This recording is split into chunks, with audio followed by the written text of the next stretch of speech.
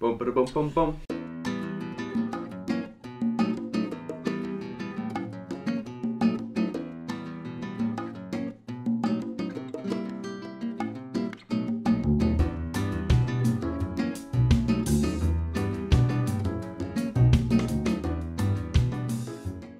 Okay, let's drink some wine. Hi everyone, I'm Bryan Hinschberger. And I'm Paul Hinschberger. We are the Wine Brothers. If you don't already know us, probably don't. But today we are going to be tasting some fantastic wines from Italy. Marco Carpineti is the estate. Now, we've had Marco Carpineti in our book for quite some time. Beautiful, beautiful estate south of Rome. You know, we're talking really actually not very far, 10 miles southeast of Rome as the Italy border kind of goes in that direction. But we've had his Tuffaliccio and his Capole Mole in the book now for quite some time, and we just got in, and it's now part of our book, some of his upper-tiered whites. So Marco Carpineti does unbelievable production, like I said, all organic, very, very natural and indigenous grape varieties of the Latium, which is the area that surrounds Rome. And we get to taste them all right now, which I'm very excited for because these wines are killer. And I'm just along for the ride. Paul's along for the ride, and I'm the one that's going to gab a lot. That's how it works, and Paul, meh, over on the side. So we're going to start off with the Capole Mole. This wine, so essentially the Lepini Mountains kind of border and make a lot of hills that have a south and southwest exposure to the sun. The estate of Marco Carpineti sits kind of on the lower portions of the Lepini Mountains. Now, this region that he has estates throughout, and it's all estate fruit, it's about 41 hectare, which is like 105-ish acres of vines, and about 11 hectare of olive groves. He makes exquisite all-organic olive oil. I wish we had some right now with a good loaf of bread. Me too. Anyways, so the Capole Mole is these 5 hills that he has vineyards on. One of which is called Colasanti, one of which is called Tuffaliccio. But the Capole Mole pulls from all the hills of Capole Mole, thus the name. Now, Paul has already sniffed and tasted this wine. Well, because as soon as he stops talking, he asks me what's my thoughts. Yeah, and what are your thoughts? I have to form them. See? I figured you'd be talking for at least 2 more minutes. So, the Capole Mole is a blend of 60% Malvasia, 30% Bologna. Now, we're not talking Oscar Mayer here. No. We're talking the grape. It's called Bologna. Said Bologna.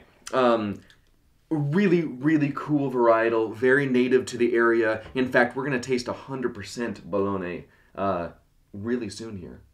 And this has 30% Bologna and then 10% of Trebbiano. Malvasia Trebbiano, very, very common, but what he does on his estate is so delicious with these grapes.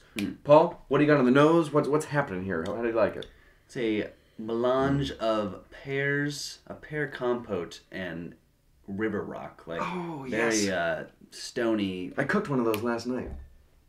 Pear compote with river rock. Yeah. Delicious. So a little crunchy, but it was really good.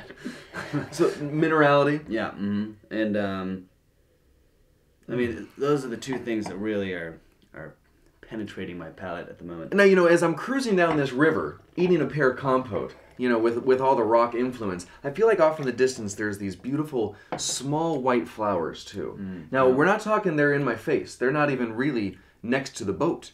They're off in the distance, wafts coming off the water in the river rock. Yeah, I could also see the sea aspect of that. It kind of has that salinity. It does have some salinity to it. How's the palate? Does it kind of follow through? Yeah, absolutely. It's great acidity. Really great fruit minerality. Wow, huge acidity. Very, very fresh. Hold on, let me swallow all that first because it kind of. You ever get that acidity wine where it just wants to pour back out? You're like, I already swallowed you, but it's just so much saliva. You ever get that? No? Yeah. All right, so the Capole Mole, beautifully fresh. This is very, very fresh vintage. This is the 2010 that we're drinking right now. Fun blend. I mean, beautiful with, crisp acidic salads, citrus dressings, seafoods, obviously, Yeah. What do Mussels. Scallops. Scallops. The usual suspects. Absolutely. So, that is the Capole Mole, kind of encompassing the hills, beautiful white varietals. Now, we're going to move on to, the Colasanti. It's a lovely wine. Really, really nice. Yeah. So, now, we just talked about the Bologna grape. Not well known. You don't find Bologna in California or in Washington or anywhere in the New World, really. Right. But where do you find Bologna? In the Latium. So there is a couple different... Go ahead. And there's a region of Italy called Bologna, or is it spelled differently? I don't know. No. I always, Bologna, I always pronounce it it's spelled totally differently. Totally Bologna is Bellone. Oh, okay. Bellone. So... I see. And pretty much pronounced like the meat, whatever that is. Right. So the Colasanti now is 100% Bologna. Now there's not a whole lot of production of this going on in the area, but Marco Carpineti does have this nice little bit.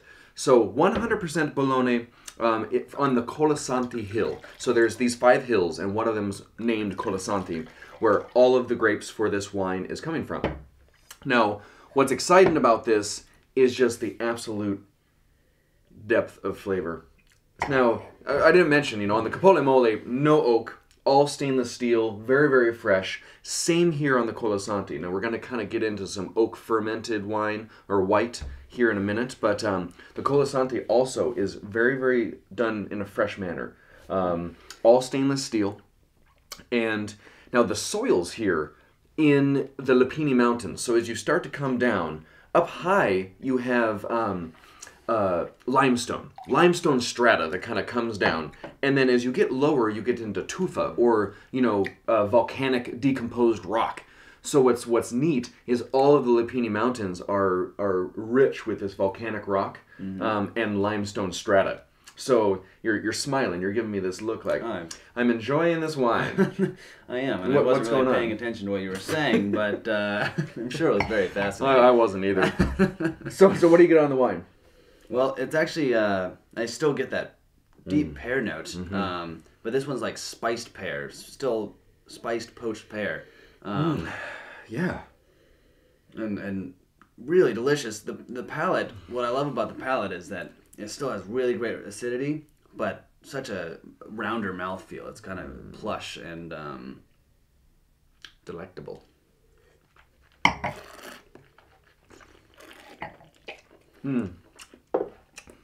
Okay. Ooh. Acidity still just kicking. Right up here. Mm-hmm.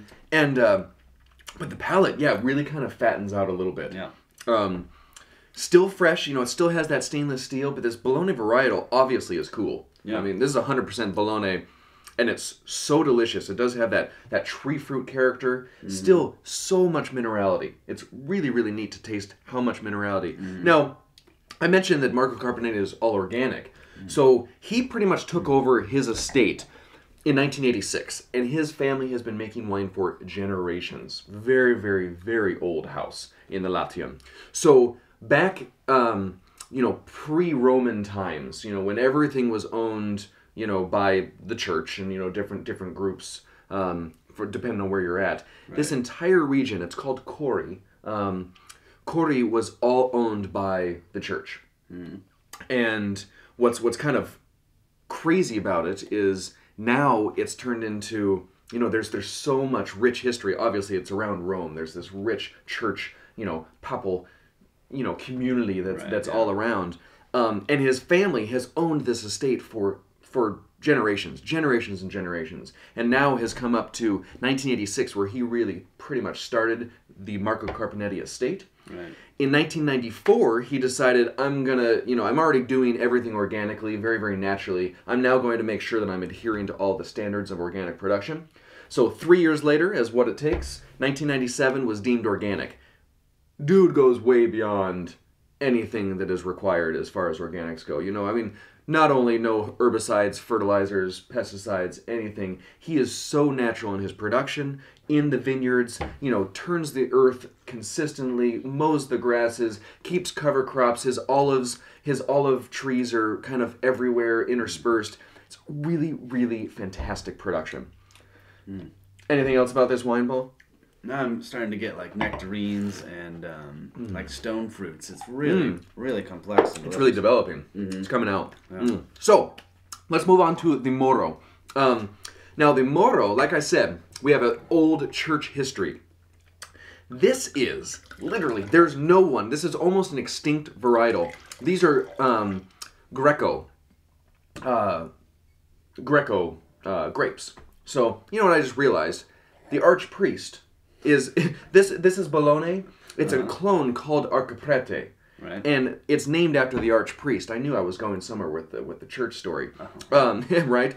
So the archpriest actually used this for ages. As far as this Archiprete was the varietal used for all ceremonial wine because of its strength, because of its softness, and its sweet, sweet fragrance. Pretty cool. So not to do with the Moro. So the Moro now is kind of their bigger dog. 7,500 square meters is all of a block of Greco grapes. So you may have heard of Greco. This is two different clones, Greco de Moro and Greco de Gallo. Gorgeous little grapes. One is, the Moro is this dark green grape. The Gallo is this transparent yellow grape. And together they form this unbelievable, unctuous, amazing wine that he finds it's necessary to put about 30-40% on wood ferment. And Paul, what do you got? Wow. Yeah? Wow, that's really good. Gosh, I can't even put my finger on the type of fruit that I'm smelling. It's almost, tropical sort of, but it's floral. Stone fruits, apples, and then you definitely get the the oak characteristic, but it just kind of rounds everything out. It's really nice. These clones, the Moro and the Gallo clones, are extinct. I mean, he only has this tiny little block that's making this production. We're sitting about $35 on a shelf. Totally worth it. It's it's more expensive for a white, but killer wine. The Colasanti, right about mid-20s, and the Capolimoli and Tufolicio, right about $20-21. Wonderful values for all organic. That's good. We could drink this all day. Real good. Maybe we should. So, Marco Carpineti, all organic, gorgeous, gorgeous white wines. He also does a neat tier of red wines.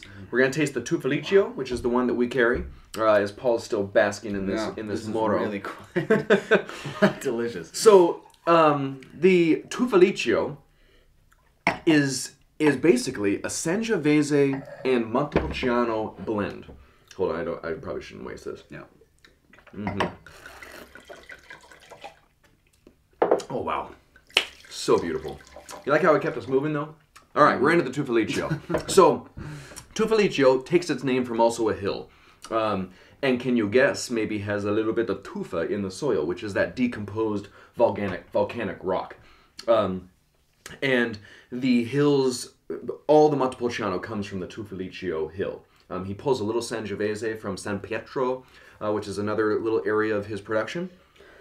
But this is unoaked, very, very fresh. This is a 2010 red. It has a really cool, funky nose. Yeah, it's definitely earthy and there's like some smoke on it. In fact, it makes me want to smoke my pipe. Like, you need to just have a Sherlock Holmes pipe with this wine. It's got a really neat, smoky, dusty, earthy note. Yeah, for sure. And what else you got? Woodsy, like not oak woody, but brambly kind of, but just all components of earth. Kind of that like mysterious forest woodsy. Yeah. When you're about to walk into this mysterious forest that you just don't know if you'll come back out. That's the Tufolicio. Oh, the nose you can smell all day. Like, it's totally just unadulterated, really cool Italian fruit. How's the palate? Fresh is the best way to describe it. It's really jammy and plums. Spicy. Yeah. It's got like this spicy raspberry blackberry component to it. Yeah, plums are a good call. Neat cherries, like dark ripe cherries. The grip is perfect. It's not overbearing. It's very, very fresh. Yeah. The acidity's nice. I give it a 10 out of 10. This though is the winner. That's pretty smoking bottle of wine. So overall, Marco Carpineti, all organic, beautiful, beautiful wines. Very, very excited to be representing these guys in America. From tasty, tasty whites to deliciously fresh and exciting, fun reds. Hope you can find these, and until next time, cheers. Cheers.